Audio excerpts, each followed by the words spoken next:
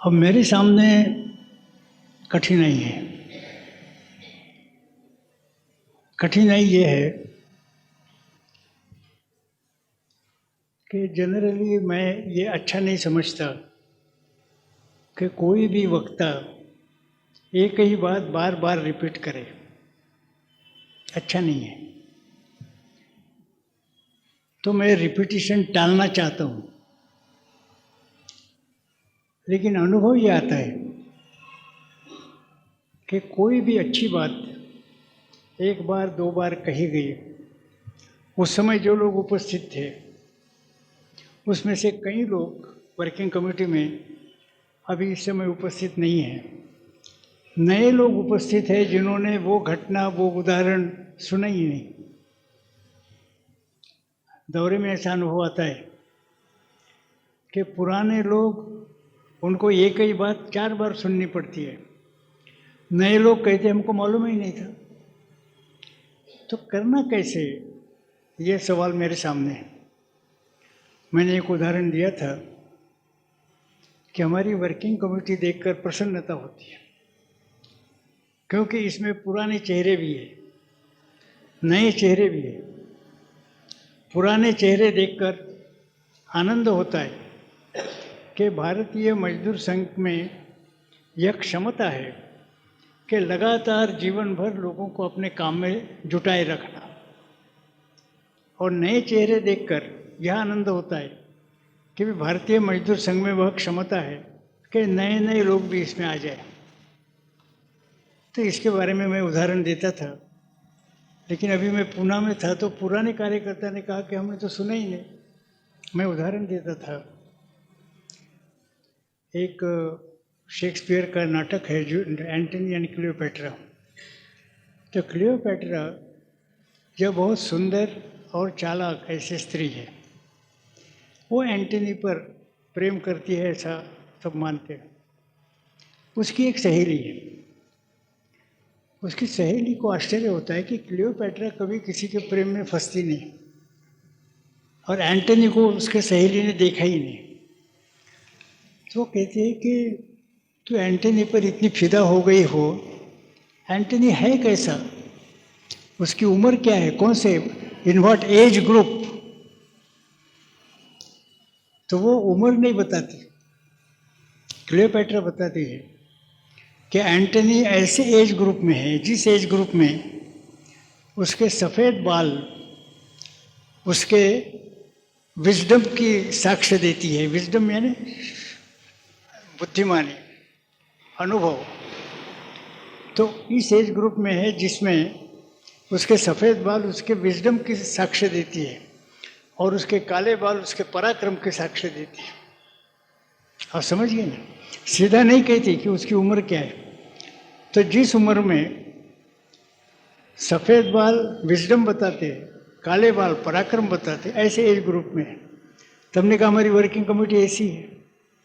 यहाँ पुराने पुराने सफ़ेद बाल वाले हैं, ये बताते हैं कि क्षमता पुराने लोगों को जुटाए रखने की, और नए लोग आते हैं तो नए लोगों को आकर्षित करने की, दोनों तरह की क्षमता भारतीय मजदूर संघ में है। ऐसा इस वर्किंग कमेटी को देखकर पता चलता है, और वो आनंद की बात है। किंतु अब जब बोलना है तो चूँकि कुछ लोगों ने, कुछ बातें तो महत्वपूर्ण हैं, लेकिन आजकल ऐसा लगता है कि बहुत लोगों को पुराने बातों की यादें ही नहीं है। कुछ लोगों का व्यवहार, अच्छे कार्यकर्ताओं का देखकर ऐसा लगता है कि पुरानी बातें भूल ही गए। 1955 से हम काम कर रहे हैं, तो अपने कुछ अनुभव हो गए, दूरदर्शिता के आधार पर हमने कुछ लोग कुछ स्ट्रैटेजी तय की होती, कुछ नियम बनाए हो गए। किंतु कुछ अच्छे कार्यकर्ताओं का भी अनुभव ऐसा, अपने व्यवहार ऐसा दिखता है कि जैसे कल ही भारतीय मजदूर संघ शुरू हुआ, अब इनके बुद्धिमानी के आधार पर ही चलना है। पुराने अनुभव क्या है ये लोग भूल जाते हैं, ऐसा दिखता है। आखिर तक सुनाई देता है क्या? हाँ। अब छोटी छोटी बातें ही लीजिए, बिल्कुल छोटी बात, लाउड स्पीकर लगाए, कई बार ये कहा गया कि जहाँ लाउड स्पीकर है वहाँ वो ये होना ही चाहिए, बैटरी वगैरह, क्योंकि सारा काम अच्छा चलता है, पैसा बहुत खर्च होता है, लेकिन इलेक्ट्रिसिटी फेल हो गई तो सारा मामला गड़बड़ हो जाता है।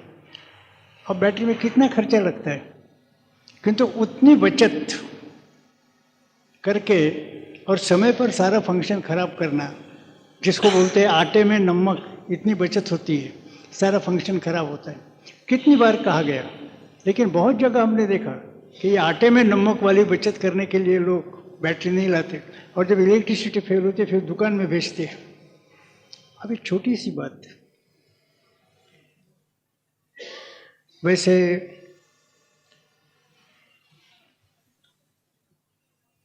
प्रत्यक्ष व्यवहार में कुछ जो अनुभव आते हैं,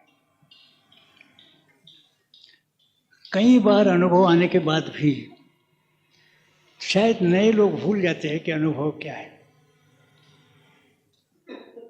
अब देखिए, अपने को कई बार निर्णय लेना पड़ता है। एक विशेष परिस्थिति में हड़ताल करना या नहीं करना, निर्णय लेना पड़ता है। कई बार ये कहा गया कि हड़ताल करना या नहीं करना ये विषय बैठक में तो निकालिए, लेकिन बैठक में कौन क्या बोलता है इसके आधार पर निर्णय मत लीजिए। निर्णय लेने के पहले बैठक में जो लोग हैं उनके साथ व्यक्तिगत रूप से बातचीत करके फिर निर्णय लीजिए। होता नहीं, हर एक के साथ व्यक्तिगत बात करने में टाइम लगता है, इतना टाइम कौन देगा। और बैठक में सीधे है भाई, चर्चा हुई, जो निर्णय हुआ वो हुआ। अब ये अनुभव ऐसा आता है कि बैठक में ज़्यादातर लोग और जो चतुर लोग होते हैं वो बैठक में अपना विचार बताते ही नहीं। बैठक में एक स्पर्धा रहती है कि कौन ज़्यादा संघर्षशील है, कौन ज़्यादा जोशीला भाषण देता है। किसी ने यदि कहा प्रामाणिकता से कि अरे नहीं भाई, हड़ताल का निर्णय लेना है तो ज़रा सोचना पड़ेगा और बातें देखनी पड़ेगी, तो ये वो एकदम उठकर खड़ा होता है कि क्या है, ये मालिकों से मिला हुआ है, गद्दार है, ये हड़ताल पर जाने के लिए तैयार नहीं है, माने अपना संघर्षशीलत्व सिद्ध करना चाहता है। किंतु बहुत बार अनुभव ये आया है कि बैठक में जो लोग हड़ताल पर जाना ही चाहिए ऐसा जोर से कहते हैं, उनके बारे में मेरे ख्याल में तो कम से कम ऐसा है कि 75% ऐसे लोग होते जो पहले से मेडिकल लीव लेकर घर बैठते, बाकी लोग चले जाते। ये जो प्रामाणिकता से कहते कि ज़रा सोचना चाहिए और इसके फैक्टर्स है, ऐसा प्रामाणिकता से बोलने वाला जो है उसको तो गद्दार का कहता है। वो हड़ताल पर चला जाता है, उसके कारण वो सस्पेंड हो जाता है। लेकिन ये जो जोशीला भाषण देने वाला होता है वो चतुराई से पहले से ही मेडिकल लीव लेकर अपनी चमड़ी बचा लेता है। अब ये इतना अनुभव आने के बाद भी यदि संघर्ष का निर्णय लेते समय हमारा कार्यकर्ता और केवल उसके जो ऊपर के भाषण का रुख है वो देखकर उसका मत समझेगा, कितनी गलती होगी। वैसे अभी हम बात कर रहे थे मल्ला रेड्डी जी के साथ कि भाई लीडर किसको करना, भाई बहुत कठिन समस्या है। पहले कठिन थी, आज तो राजनीतिक क्षेत्र के कारण और भी कठिन हो गई है। पहले मजदूर संघ शुरू हुआ उस समय 55 से 67 तक, मैंने अपना पहला कन्वेंशन होने तक हम लोग एक उदाहरण देते थे, वो मोहम्मद साहब का था। वो पूरा बताने की आवश्यकता नहीं, जिनको मालूम नहीं वो पुराने लोगों से पूछ लिया। उसका निष्कर्ष यह था कि मोहम्मद साहब ने ये कहा कि लीडर के नाते उसी को चुनना चाहिए जो लीडर बनने की इच्छा ही नहीं करता। जिसके मन में लीडर बनने की इच्छा है उसको लीडर मत बनाओ, और जिसके मन में लीडर बनने की इच्छा है वो कितना भी बुद्धिमान रहा और कर्तृत्ववान रहा तो भी उसको लीडर मत बनाओ। ये मोहम्मद साहब का जो था वो पहले 12 साल तक हम रटते थे।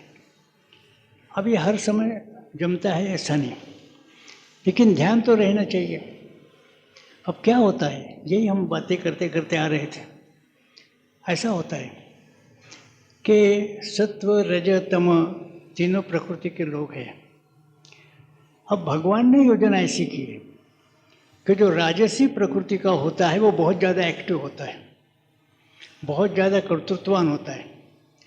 गीता ने कहा कि क्रियते बहुलायासम, ही इज एक्सट्रीमली एक्टिव, ऐसा गीता ने कहा है। अब हम उसकी एक्टिविटी देखते हैं। लेकिन राजसी होने के कारण वो सेल्फ सेंटर्ड भी रहता है, केवल अपना ही विचार करता है, बाकी सब लोगों को इधर उधर खदेड़ कर मैं कैसे लीडर बन सकता हूँ इस चक्कर में रहता है।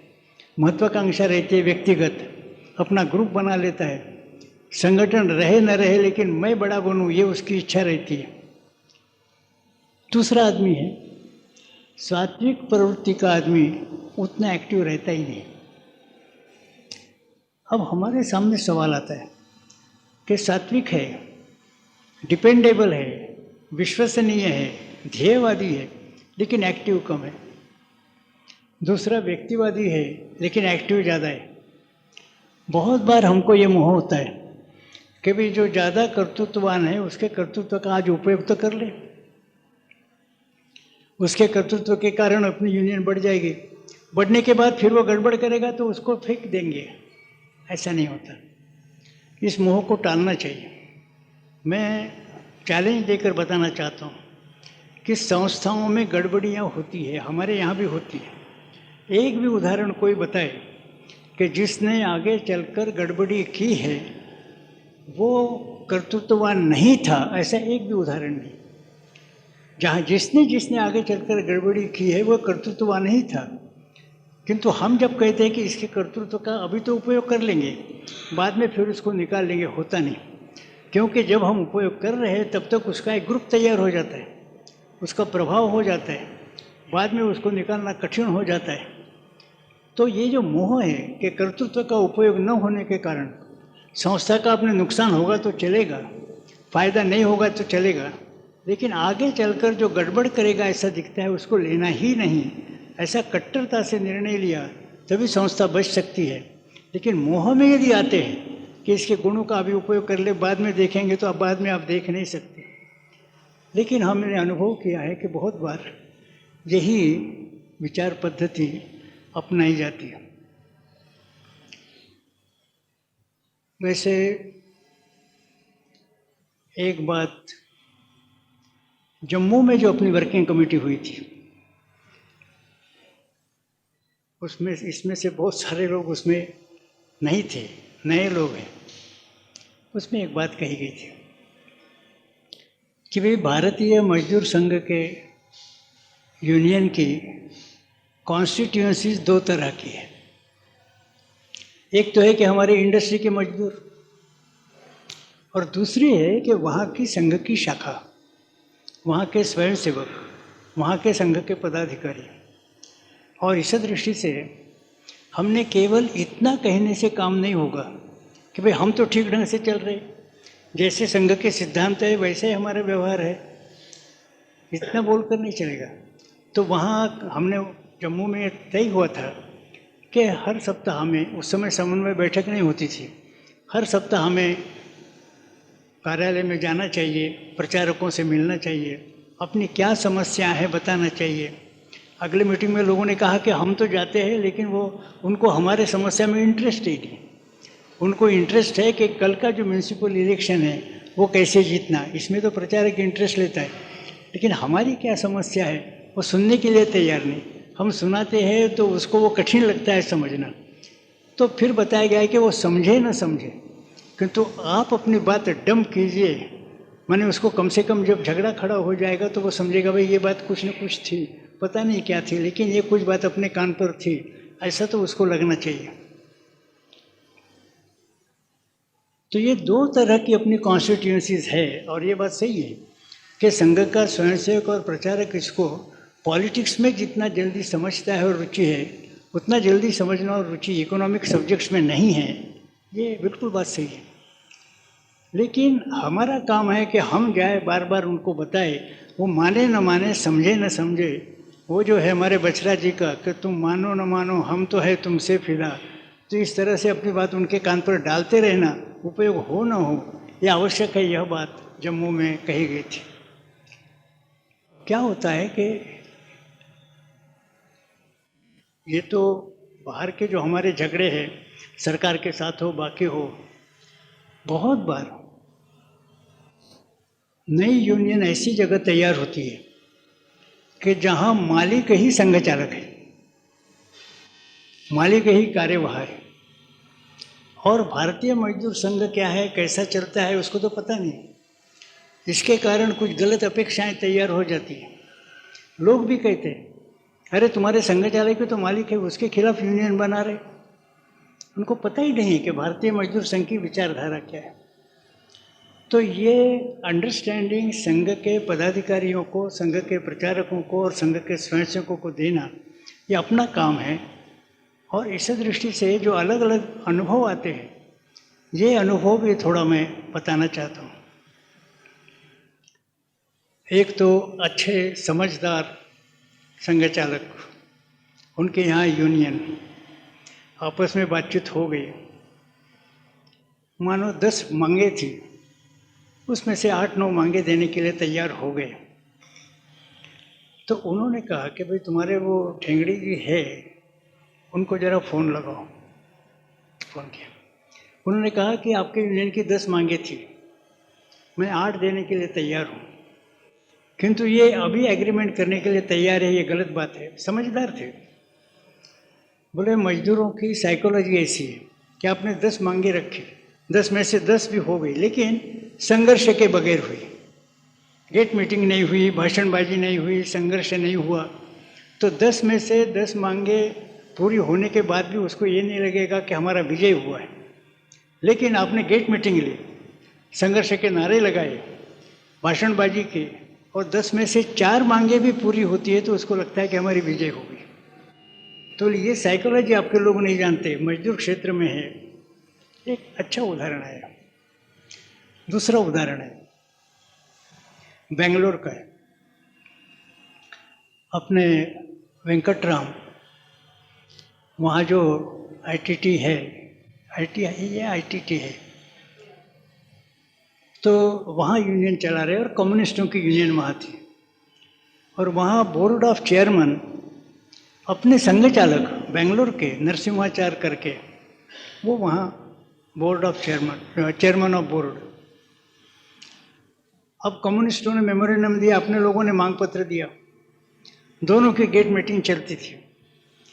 अब वेंकटराम गेट मीटिंग में अपने डिमांड्स पर बहुत जोरदार भाषण देता था।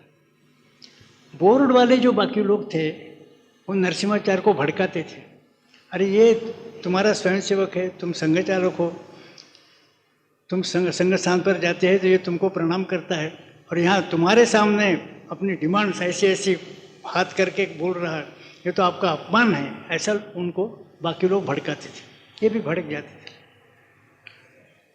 तो इन्होंने माननीय यादवराव जी जोशी को कहा कि ये मेरा अपमान करता है, संघ स्थान पर मुझे प्रणाम करता है या मेरे सामने ऐसा भाषण देता है। यादवराव जी ने हमको एक उत्सव के निमित्त से बुलाया, मकर संक्रमण का उत्सव था, मुझे मालूम नहीं बैकग्राउंड, और उनके ही यहाँ ठहराया। मैं सुबह पहुँच गया, चाय पर बात हुई, और उस बात में यादवराव जी थे। यादवराव जी कुछ बोले नहीं, वो हम लोगों की मज़ा देख रहे थे। और जैसे ही चाय शुरू हो गई तो नरसिम्हाचार्य भड़क उठे, बोले ये क्या है, आपका भारतीय मजदूर संघ के डिसिप्लिन में नहीं है क्या? कहा क्या हुआ? बोले आपका वेंकटराम मेरे सामने ऐसा ऐसा भाषण देता है, मैं संघ चालक हूँ, वो मेरा स्वयंसेवक है। तब मुझे पता चला मामला क्या है। मैंने उनको समझाने का प्रयास किया कि नरसिम्हाचार्य जी, आपका जो आईआईटी है ये कोई संघ नहीं है, आप यहाँ संघ चालक है, हम सब प्रणाम करते हैं। वहाँ जो है वो इंडस्ट्रियल कंसर्न है, ऐसा तो नहीं है कि सारे आईआईटी यानी संघ, मैनेजिंग डायरेक्टर यानी संघ का कार्यवाहक, चेयरमैन यानी संघ का संघ चालक, सारे एम्प्लॉयज यानी संघ के स्वयंसेवक, ऐसी तो बात नहीं है। वहाँ तो औद्योगिक ढंग से चलेगा। I don't want to listen to your argument. अब मैं यादवराव जी की तरफ देखता था, यादवराव हंसते हंसते मेरे तरफ देखते थे, मैं उनको कन्विंस ही नहीं कर सकता था।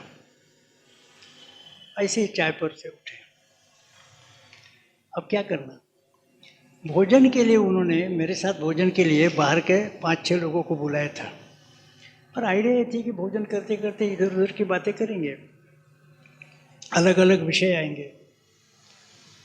हम भोजन के लिए आए, बेसिन पर हाथ धोने के लिए जाते जाते मैंने कहा कि नरसिम्हाचार्य जी, आपने मुझे धर्म संकट में डाला है।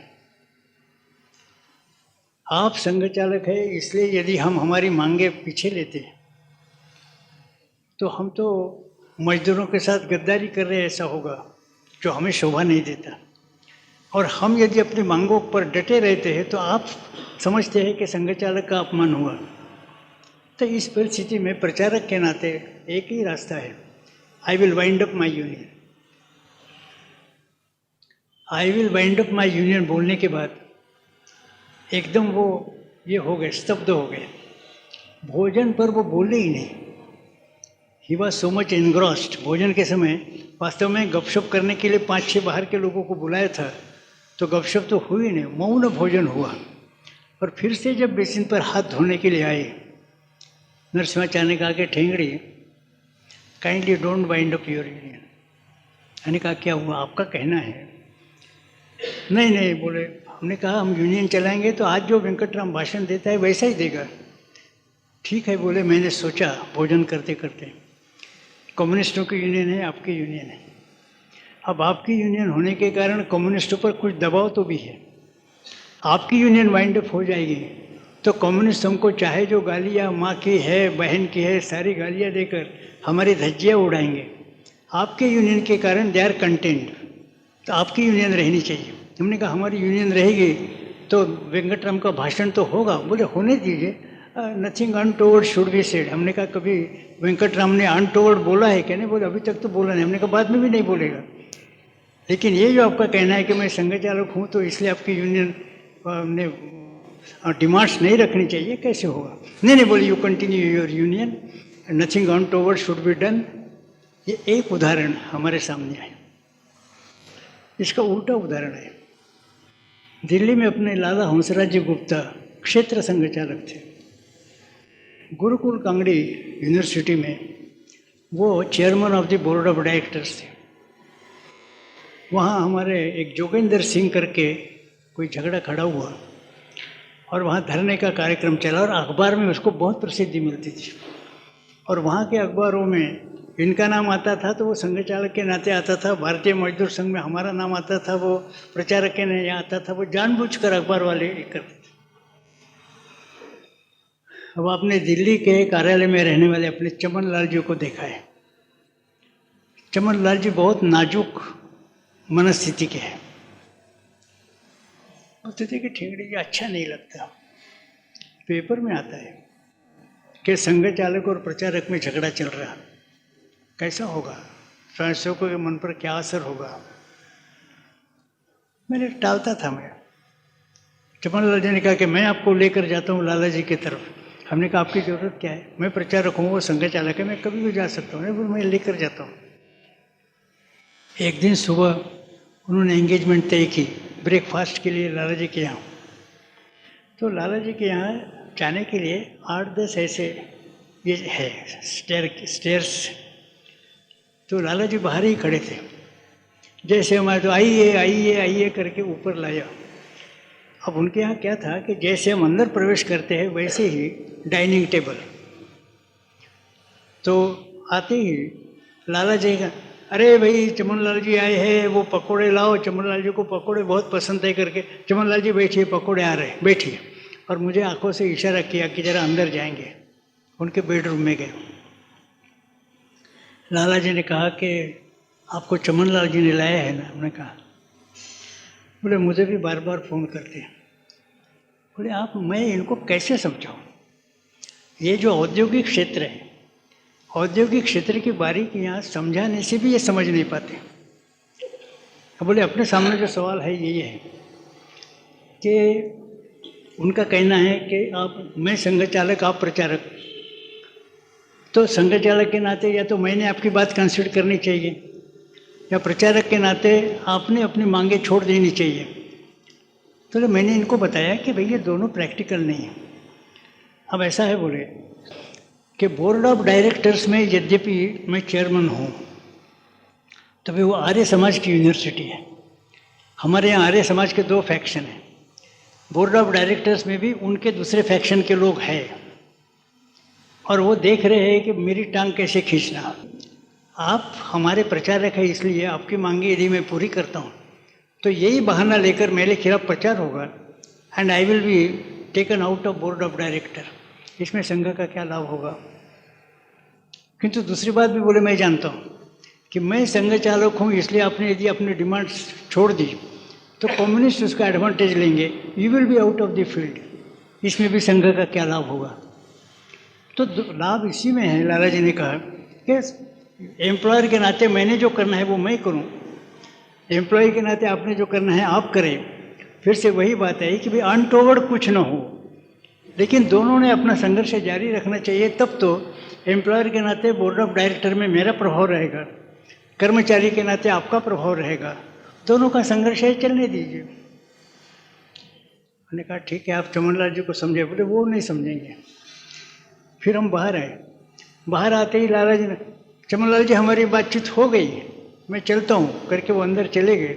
हम और चमनलाल जी बाहर निकले। चमनलाल जी ने कहा कि ना, मैंने कहा सारा ठीक मामला हो गया। ऐसे अलग अलग अनुभव अंडरस्टैंडिंग के जो होते हैं, अपना जिम्मा है कि औद्योगिक क्षेत्र के विषय में, मजदूरों की समस्याओं के विषय में संघ के स्वयंसेवकों का, प्रचारकों का अंडरस्टैंडिंग बढ़ाना, ये अपनी जिम्मेवारी। ये तो सही है कि राजनैतिक बात स्वयंसेवक जितना जल्दी समझता है, आर्थिक नहीं समझ सकता। आपने यदि कहा कि नरसिंह राव गधा है, एकदम समझ जाता है, और आपने कहा कि डंकल इज ए डेमन, वो नहीं समझेगा। तो अपनी जिम्मेदारी है, और इस दृष्टि से ये कांटेक्ट वगैरह रखना यह बहुत आवश्यक हो जाता है।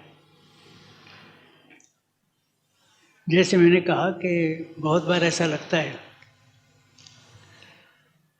कि क्या अभी तक के हमारे सारे अनुभव हम भूलते जा रहे। अभी एक नई बात जो आई है, टेलीकम्युनिकेशन के बारे में बहुत चर्चा चल रही है अभी अपनी भी आपस में, और जानते हैं कि उसमें क्या गड़बड़ हुई, सब जानते हैं। घटना सारी बताने की आवश्यकता नहीं। रात में देरी से समझौता किया, सब जगह कम्युनिकेट करना कठिन था, क्यों किया, कैसे किया, ये सब जगह रात में फ़ोन पर कम्युनिकेट करने की आवश्यकता है, सब पहले से है। और फिर जो हुआ है वो पूरा सरकार की तरफ छोड़ दिया कि भाई सरकार प्रेस को देगी। सरकार ने अपने मतलब की बात दी कि भाई strike is withdrawn bye such and such A union. अब पहले से इसके बारे में कुछ सोचा गया क्या?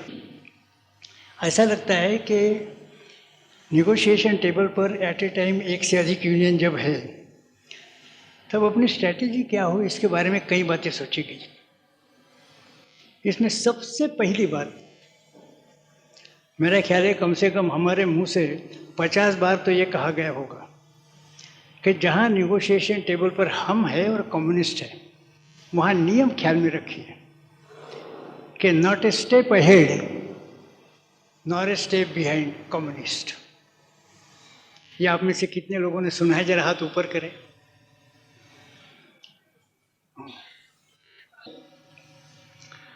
तो कम से कम 50 बार ये कहा गया है कि जब हम भी निगोशिएशन टेबल पर है, कम्युनिस्ट भी निगोशिएशन टेबल पर है, तो not a step ahead of communist not a step behind communist, at par with communist ही रहना चाहिए। अब इसमें क्या घटना हुई वो छोड़िए, वो अलग बात है।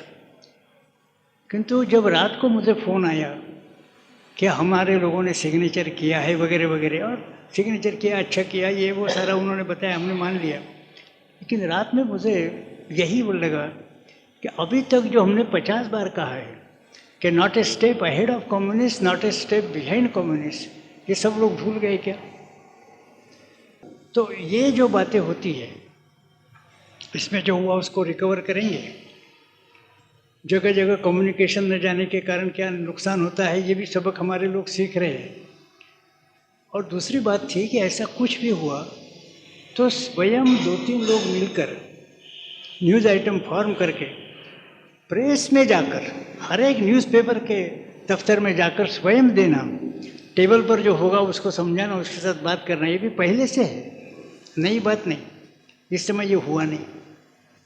इसलिए ऐसा लगता है कि जो पहले कहा जाता है वो लोगों के ध्यान में रहता है या नहीं रहता। अब देखिए, कम्युनिस्ट है।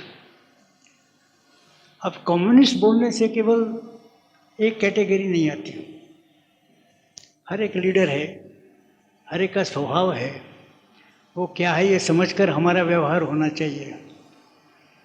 अब उदाहरण के लिए बताएं तो सीपीआई के ही 2 नेता ऐसा है जिनके साथ डील करना है, उनके बारे में पूरी जानकारी होना चाहिए। उदाहरण के लिए कम्युनिस्टों के 2 नेता वर्धन है, ओपी गुप्ता है, दोनों कम्युनिस्ट पार्टी के। दोनों एक जैसे है क्या? एक जैसे नहीं है। ये तो पार्टी का जनरल सेक्रेटरी है वर्धन, लेकिन आपको पता नहीं होगा कि जब हम लोग कहते थे कि trade union should be non political, not affiliated to any party, उस समय ये जो अपना सिद्धांत था उसका प्रचार कम्युनिस्टों में करने का काम वर्धन ने किया। और वर्धन के कहने पर सीपीआई के नेताओं ने मान लिया कि भाई हम पार्टी के एफिलेट के नाते ट्रेड यूनियन को न माने।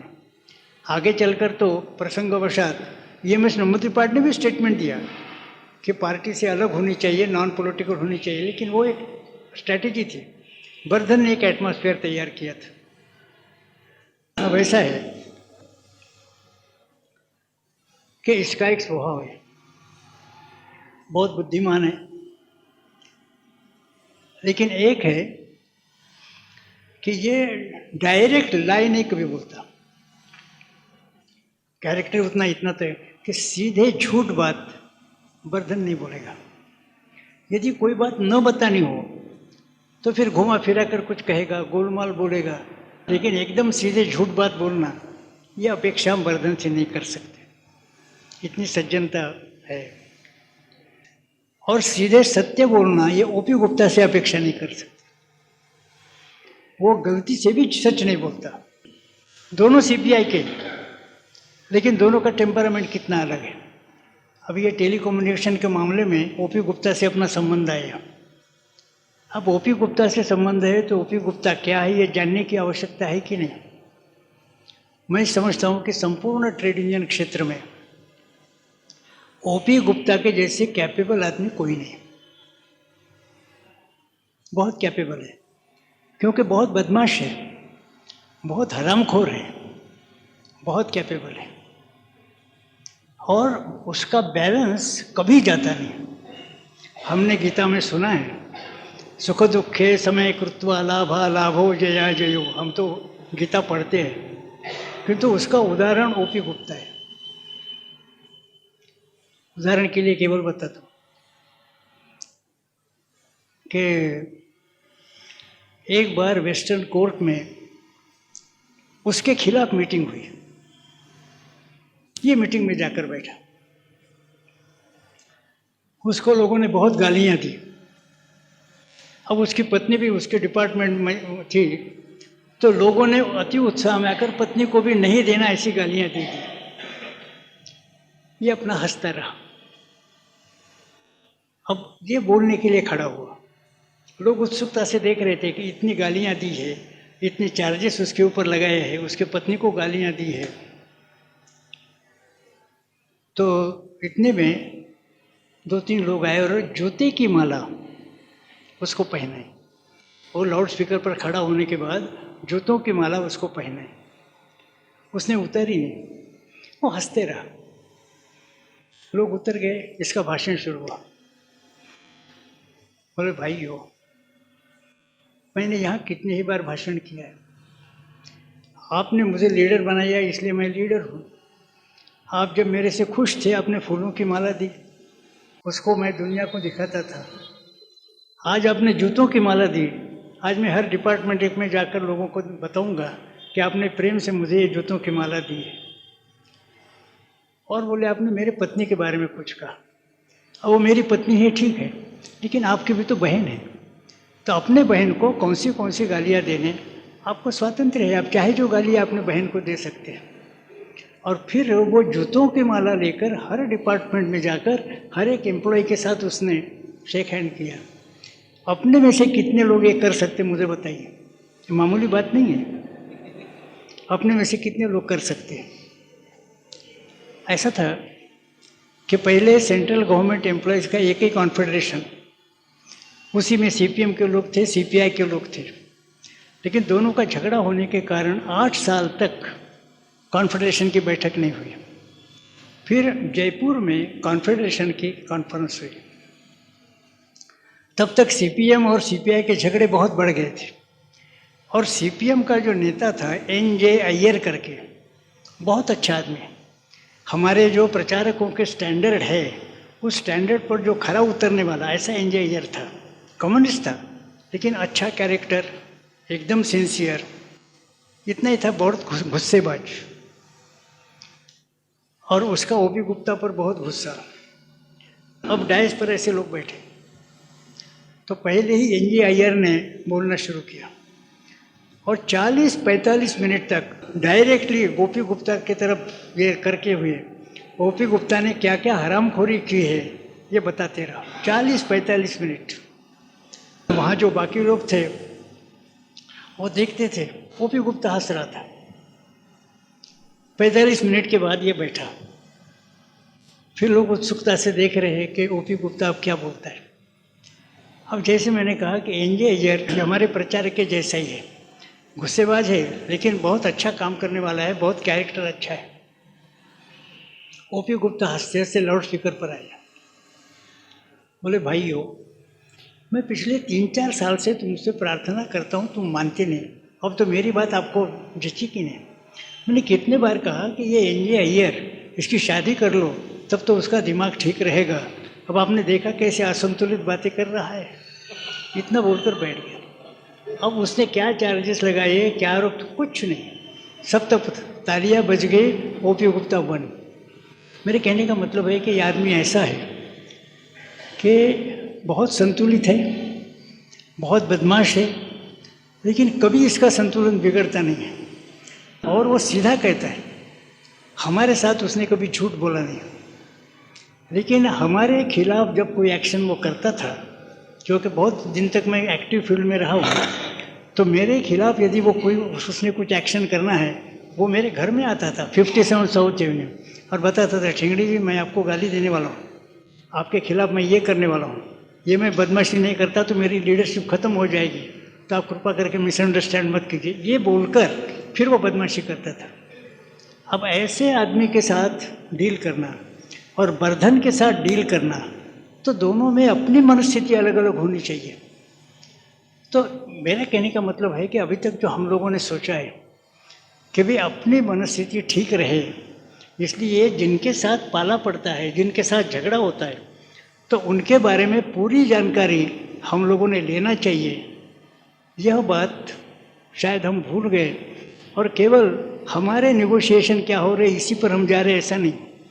तो ये जो है कि not a step ahead of communist, not a step behind the communist, यही रहना चाहिए। तो आगे के इसमें आप ये सारा ध्यान में रखिए, यह मेरी आपसे प्रार्थना है। जो हुआ है उसको कैसे रिकवर करना देखा जाएगा। अभी अपने सामने कुछ नए चैलेंजेस है, उसके बारे में आपने भी चर्चा करनी है, आपके चर्चा के बाद फिर बोलेंगे। लेकिन कितने लोगों के ये ख्याल में है कि ये नए स्वरूप के चैलेंजेस है। अभी तक हम काम करते आए,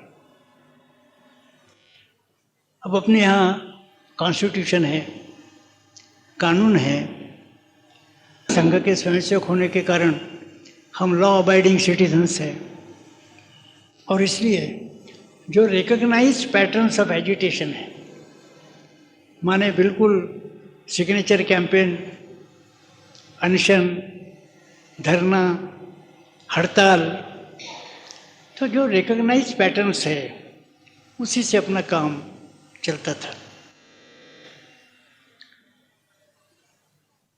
अब हम ये भूल गए कि कॉन्स्टिट्यूशन और लॉ होने के कारण ये जो सर्वमान्य मार्ग है उसी से काम लेना उचित था, यह तो बात है।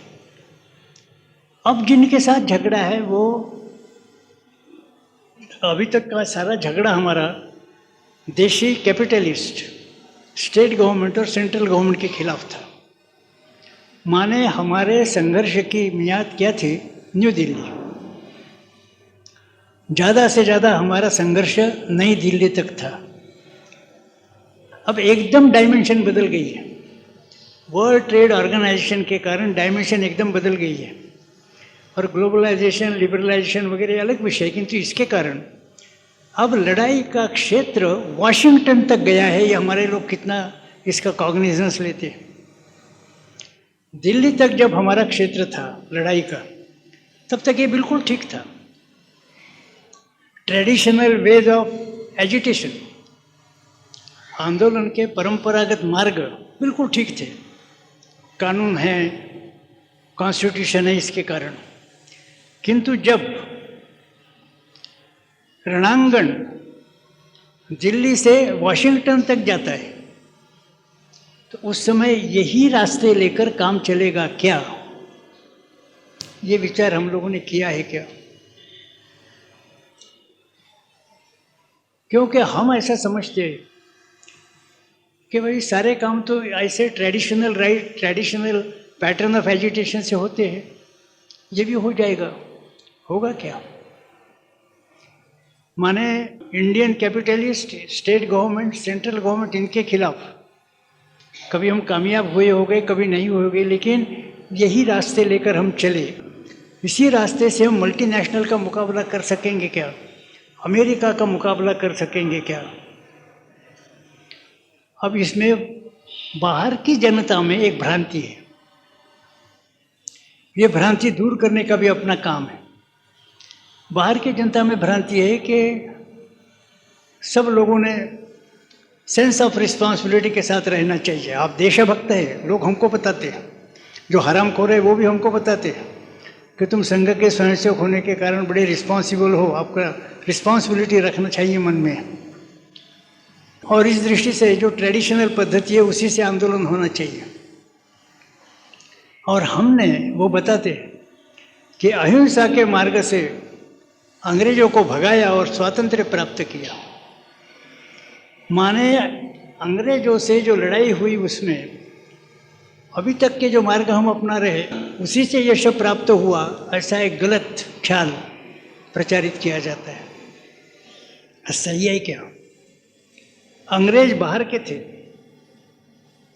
हमारे प्राइम मिनिस्टर चाहे नरसिंह राव रहे, देवेगौड़ा रहे, वाजपेयी रहे, इंदिरा गांधी रहे, ये इस देश के हैं, ये तो बाहर के थे। अब इनके साथ झगड़ा जब किया तो ये प्रचार बराबर है क्या?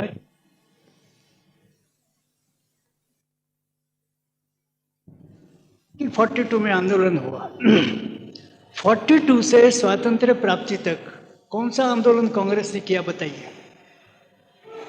5 साल का लंबा पीरियड है। 5 साल के लंबे पीरियड में कौन सा आंदोलन कांग्रेस ने किया? ये जो बताते हैं कि हमारे अहिंसात्मक मार्ग से का दबाव आकर किया, और तुमने दबारा कौन सा था? कौन सा मार्ग तुमने कौन सा लिया? कौन सा आंदोलन किया? ये तो स्पष्ट है कि अंदर का दबाव और बाहर का दबाव, अंतर्राष्ट्रीय परिस्थिति का दबाव और देश के अंतर्गत का दबाव, दोनों के परिणाम स्वरूप अंग्रेजों ने फैसला किया कि हिंदुस्तान छोड़ना है। तो उन्होंने कई देशों को छोड़ दिया, सब देशों को छोड़ दिया, सिंगापुर छोड़ दिया, सभी देश स्वतंत्र हो गए। परिस्थिति का दबाव था, लेकिन अंतर्गत दबाव किसका था? तो जैसे मैंने कहा कि 42 से लेकर स्वातंत्र्य प्राप्ति तक कांग्रेस का कोई दबाव नहीं था, किंतु दबाव किसका था? नेताजी सुभाष चंद्र बोस की आज़ाद हिंद फौज, नेवी के लोगों ने जो विद्रोह किया वह, एयरफोर्स के लोगों ने विद्रोह किया वह, बिहार का पुलिस डिपार्टमेंट और बाकी के पुलिस कुछ डिपार्टमेंट्स, इन्होंने जो विद्रोह किया, ये जो सशस्त्र विद्रोह हुए, नेताजी सुभाष चंद्र बोस, एयरफोर्स, नेवी और कुछ पुलिस फोर्स, इसके कारण अंग्रेजों पर अंदर का दबाव आया। कांग्रेस के ऐसा अहिंसात्मक मार्ग से दबाव नहीं आया। अब क्या होता है कि जिस तरह का आक्रमण हो रहा, मल्टीनेशनल्स आक्रमण कर रहे हैं, स्वदेशी का विचार मैं इस समय नहीं रखना चाहता, मल्टीनेशनल्स आक्रमण कर रहे हैं, ऐसे स्थिति में ट्रेडिशनल मार्ग से काम होगा क्या, ये देखना चाहिए। तो हमने बीच में एक कहा था कि भाई हर एक कार्यकर्ता ने अपने डायरी में एक बात लिखकर रखनी चाहिए। विंस्टन चर्चिल का वाक्य है। ऐसा है, हमारे सामने समस्या क्या है, आज देश में कुछ नेता है, राजनेता है, वो चाहते हैं कि देश में गड़बड़ न हो ताकि वो अपनी गद्दी पर आराम से बैठ सके। वो एयर कंडीशन कमरे में बैठे, इधर देश का किसान सरकार के पॉलिसी के कारण भूखा मर रहा है। सैकड़ों किसानों को आत्महत्या करनी पड़ेगी, ऐसी पॉलिसी लेकर सरकार चली है। नई नई टेक्नोलॉजी विदेशी कंपनियां ला रही, जिसके कारण बेरोजगारों की संख्या बहुत बढ़ने वाली है। अब इनका कहना है कि भाई गड़बड़ मत करो, क्योंकि गड़बड़ करने से इनको अपनी गद्दी पर जरा तकलीफ होती है। सेंस ऑफ रिस्पॉन्सिबिलिटी रख कर चलो। अरे तुमको sense of responsibility air condition कमरे में बैठकर समझती है, किंतु नई टेक्नोलॉजी आने के कारण जो 100 मजदूर they are thrown out of employment, रोजगार से उनको हटाया जाता है, उनको जाना पड़ता है, भूखमरी से मरना पड़ता है। तो तुम भूखमरी से मरो, लेकिन सेंस ऑफ रिस्पॉन्सिबिलिटी के कारण गड़बड़ मत करो। एयर कंडीशन कमरे में बैठकर बोल रहे, उनके समान तुम जब भूखमरी से मरोगे फिर तुम्हारे कहने का कोई नैतिक सामर्थ्य रहेगा।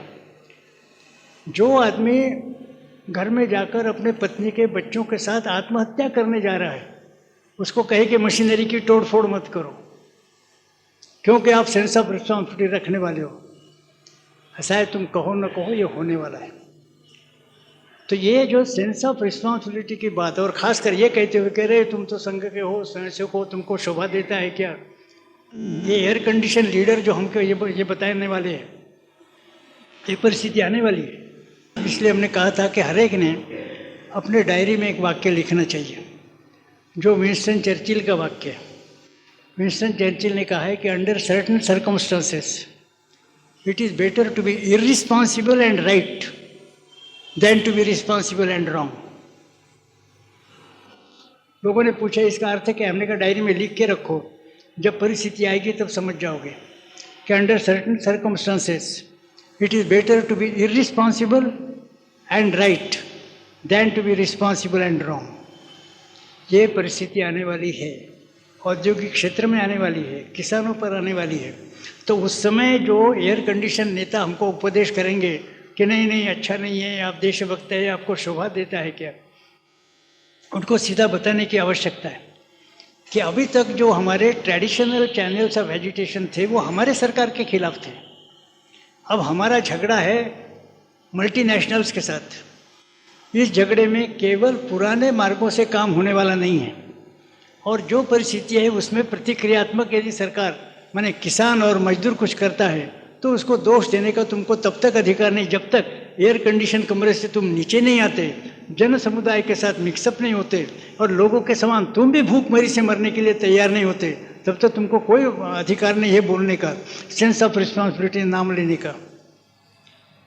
तो इस तरह से जो आने वाली परिस्थिति है, इसमें ये जो राजनेताओं का रोल रहेगा, इसके कारण हमारे मन पर प्रभाव नहीं होना चाहिए, और हमने मजदूरों को संघर्ष के लिए तैयार करना चाहिए। अब ये आज के परिस्थिति में बहुत कठिन है। क्या है मैं आपको बताता हूँ। भारतीय मजदूर संघ का काम शुरू हुआ उस समय सभी लोगों को संघर्ष के लिए तैयार करना कंपैरेटिवली, तुलनात्मक दृष्टि से आसान था। अब परिस्थिति में अंतर आया है। बहुत जगह वेजेस बढ़ गई है, डियरनेस अलाउंस बढ़ गया है, कहीं जो पर्क्स है वो भी बढ़ गए हैं। और ये तो ठीक है कि न्याय के अनुसार उनको और ज़्यादा पैसा मिलना चाहिए, इसके लिए वो एजिटेशन और मांग करते हैं। लेकिन पहले जैसे क्लास 3 के एम्प्लॉयज इंडेफिनिट स्ट्राइक के लिए भी तैयार हो जाते थे। आज देखेंगे दोनों की मनोवृत्ति समान नहीं है। क्लास 4 वाला एम्प्लॉय इंडेफिनिट स्ट्राइक पर जा सकता है, क्लास 3 का एम्प्लॉय क्या कर सकता है? वो भाषण दे सकता है, 1 दिन का टोकन स्ट्राइक कर सकता है, 4-5 दिन का टोकन स्ट्राइक कर सकता है। और इंडेफिनिट स्ट्राइक के कारण विक्टिमाइजेशन होगा ऐसा यदि स्पष्ट दिखा, वो टिकता नहीं, वो पीछे हट जाता है। माने आज जो उसकी स्थिति है ऐसा है कि जिसको अब 50 रुपये मिलता है उसकी संघर्ष की स्थिति ज़्यादा रहेगी। जिसको 5,000 रुपये मिल रहा, न्याय की दृष्टि से उसको 7,000 मिलना चाहिए। वो 2,000 ज़्यादा मिलने के लिए संघर्ष करेगा, लेकिन 50 रुपये वाला जैसा संघर्ष कर सकता है 5,000 वाला संघर्ष नहीं कर सकता। इसके कारण मुझे स्मरण होता है कि जिस समय रेलवे की स्ट्राइक थी, वहाँ बोट क्लब पर मैं भाषण देने के लिए जा रहा था, अपने कार्यकर्ताओं की मीटिंग थी, भाषण के लिए जा रहा था। इतने में हमारे बालचंद्र मेनन CPI के वो आए। मैंने कहा अरे भाई कहाँ जा रहे हैं? मैंने कहा वो जा रहा हूँ। अच्छा बोले जाओ। नहीं, मैंने कहा नहीं आप बैठिए। हमने रामदास पांडे को कहा भाई चाय बनाओ, हम बैठे। बालचंद्र मेनन ने हंसते हंसते कहा अरे भाई बोले तुम भी हमारे कम्युनिस्ट भाइयों के समान गलत फहमी में हो। मैंने कहा क्यों? बोले मैं कम्युनिस्ट भाइयों को बताता हूँ, वो समझते नहीं कि मार्क्स ने जो कहा था कि workers of the world unite, you have nothing to lose but your chains. माने दुनिया भर के मजदूर एक हो जाओ, तुमको केवल तुम्हारी श्रृंखलाएं गंवाना है और कुछ गंवाना नहीं। तो ये उन्होंने बोले ऐसे लोगों के लिए बताया था कि जिन्होंने केवल श्रृंखला ही गंवाना है, those who have nothing to lose but their chains. यहाँ बोले ये जो बैंक एम्प्लॉय है, इंश्योरेंस एम्प्लॉय है, सेंट्रल गवर्नमेंट एम्प्लॉयज है, they have to lose not only their chains but also 100, 1,500, 1,200। माने इस तरह के पैसे भी उनको गंवाना है। उनके बारे में मार्क्स ने नहीं कहा था, उनके भरोसे रिवोल्यूशन नहीं हो सकती। आज हम इसका अनुभव कर रहे हैं कि क्लास 3 एम्प्लॉय को स्ट्रगल के लिए तैयार करना बहुत कठिन है, लेकिन तैयार नहीं किया तो हम मार खाने वाले हैं। तो इसमें से क्लास 3 एम्प्लॉय की स्पेशल केयर लेने की आवश्यकता है, तब तो वो स्ट्रगल के लिए तैयार हो सकता है। और जब स्ट्रगल शुरू हो जाएगा तो उसमें यह ध्यान में रखने की आवश्यकता है कि it is better to be irresponsible and right than to be responsible and wrong. और ये जो उपदेश देने वाले राजनेता आएंगे, उनके उपदेश के कारण आम जनता गुमराह न हो, यह भी देखने की आवश्यकता है। अभी संघर्ष के बारे में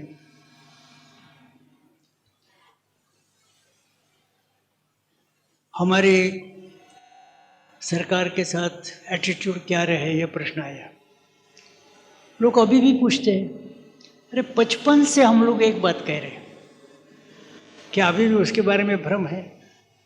लेकिन मैंने दौरे में मुझे बड़ा दुख हुआ कि हमारे कई लोग बोलते समय बोलते ऐसा है कि अब हमारी सरकार है। मैंने कहा कमाल है, भारतीय मजदूर संघ की सरकार कब बन गई? सरकार भारतीय जनता पार्टी की है, भारतीय मजदूर संघ की नहीं है। लेकिन जब आप कहते हैं कि हमारी सरकार, इसका कारण क्या है? आपको ज़रा गौरव अनुभव होता है कि सरकार हमारे लोगों की है, आपको लगता है कि हमारा गौरव है। किंतु जब सरकार पर जूते पड़ेंगे, आपको जूते भी फिर बर्दाश्त करना पड़ेगा। तो ये जो हमारी सरकार है वाली बात हमारे शब्दकोश में नहीं थी।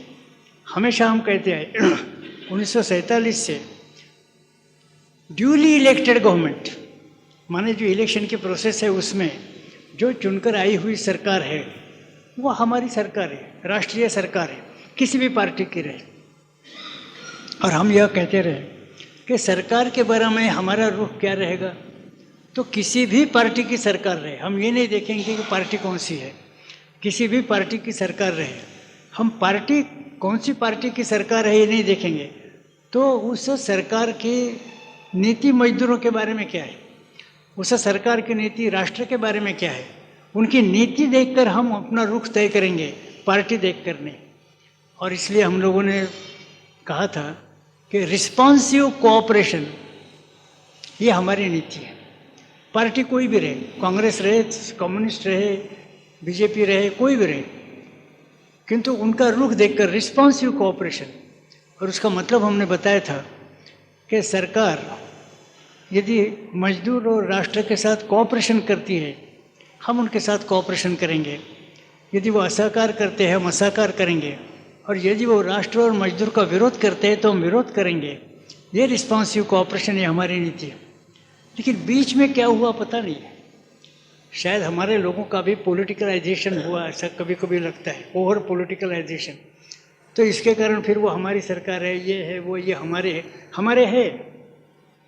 जो वहाँ गद्दी पर वगैरह बैठे हैं उनका सम्मान करने में कोई आपत्ति नहीं है, लेकिन उनकी नीति यदि मजदूरों के खिलाफ और राष्ट्र के खिलाफ होगी तो बहुत कट्टरता के साथ उसका विरोध करना चाहिए। विरोध करने में हिचकिचाहट करने की आवश्यकता नहीं, और जनमत का दबाव उनके ऊपर कैसे आएगा यह देखना चाहिए। तो हमारे बुद्धि में भ्रांति निर्माण न हो कि भाई हमारे ही लोग हैं तो फिर क्या कैसे करना, हमारे कोई नहीं, सरकार सरकार है, हम मजदूर हैं। तो हम लोगों ने मजदूर और राष्ट्र इनके हित में जो होगा वही करना है, और इस दृष्टि से रिस्पॉन्सिव कोऑपरेशन ये हमारी हमेशा की नीति है।